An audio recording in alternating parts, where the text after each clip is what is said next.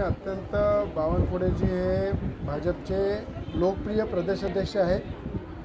नेहमी त्यांचा आदर सन्मान आहे आणि प्रत्येक प्रदेशाध्यक्षाला किंवा भाजपच्या नेत्यांना आपल्या पक्षाप्रती वाटलंच पाहिजे की चांगला खासदारकीचा उमेदवार हा आमच्या पक्षाकडून लढला पाहिजे।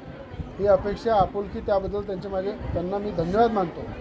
पण गेल्या 10 वर्षापासून राज्याचे नेते आदरणीय देवेंद्र फडणवीस साहेब पूर्ण 10 वर्षापासून ताकदीने मी त्यांच्यासोबत आहे। सत्ता असो नसो प्रत्येक संकटामध्ये सुखादुःखामध्ये मी त्यांच्यासोबत आणि ते माझ्यासोबत नेहमी उभे राहिलेले आहेत। देशाचे पंतप्रधान मोदीजी, देशाचे गृहमंत्री अमित शाह साहेब यांनासुद्धा देशामध्ये आम्ही पाठिंबा दिलेला आहे। मला असं वाटतं की आम्ही NDAचे घटक दल आहे।